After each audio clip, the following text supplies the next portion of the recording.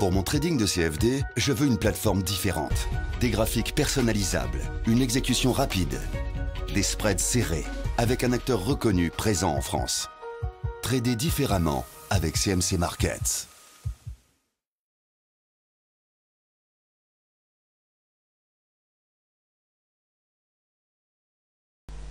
Bonjour, voici l'analyse de Nikox en live, il est actuellement 11h23.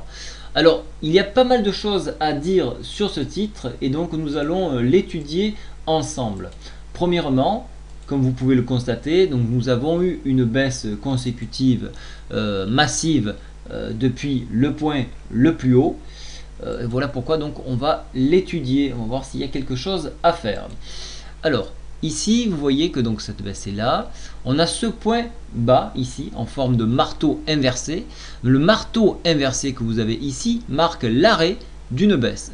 Ça, c'est en chandelier japonais. Voilà pourquoi il est judicieux de revenir au contact, revenir sur ce titre en cherchant dans un premier temps le contact MM10 ici aux alentours de 2,28. Par extension, on viendra chercher la MM20 sur 2,31 et puis ici. Alors, on va bien évidemment tracer quelques droites pour s'assurer de la chose. Alors, je vois que le cours est pas mal. Alors, attendez, je vais enlever celle-là. Je vois qu'il y a un point encore plus haut qui pourrait être judicieux. Je vais le tracer.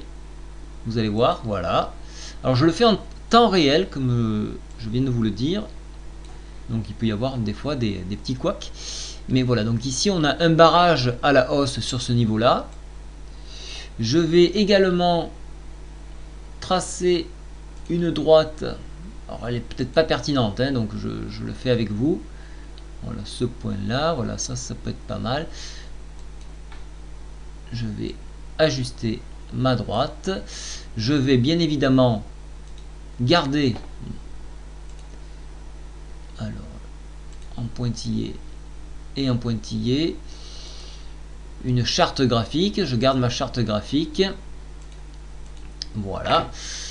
Alors qu'est-ce que je vois ici? Donc marteau inversé. On vient donc réintégrer la Bollinger. On s'appuie sur cette oblique ici.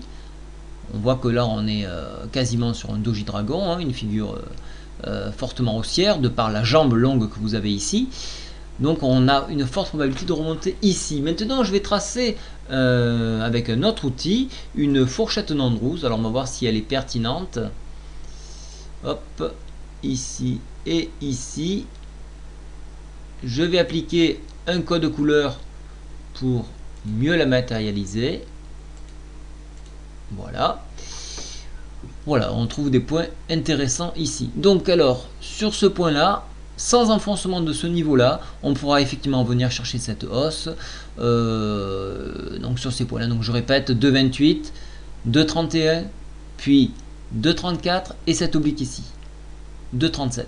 En échec, enfoncement donc des 2,23, on viendra s'appuyer une nouvelle fois de plus sur les 2,17 et un enfoncement, attention, je vois plus trop de barrage, si ce n'est cette oblique que je vois maintenant, c'est celle-ci, et celle-ci, attention, elle est dangereuse, on pourrait se retrouver sur les niveaux 2,08, donc là, très attention. Au niveau des indicateurs, le stochastique, bien qu'en zone de survente, repart à la hausse, donc ça c'est très positif. La MACD commence de s'écraser, on le voit au niveau des histogrammes, ils sont tout à fait plats. On voit un petit plat qui se matérialise sur la MACD, donc là on est en cours de retournement. Attention, la MACD est un indicateur qui est assez lent dans le paramètre que j'ai effectué, puisqu'il est sur 12, 28, 9. Au niveau du momentum, vous voyez qu'on est en train de se redresser également, donc il y a quand même pas mal d'atouts pour voir le titre repartir à la hausse. Donc je vous laisse faire vos jeux, mais attention, mettez bien un stop en cas d'enfoncement de ce niveau. Voilà, bonne trade à vous et n'hésitez pas à me remonter les remarques que j'aurais pu oublier. Au revoir.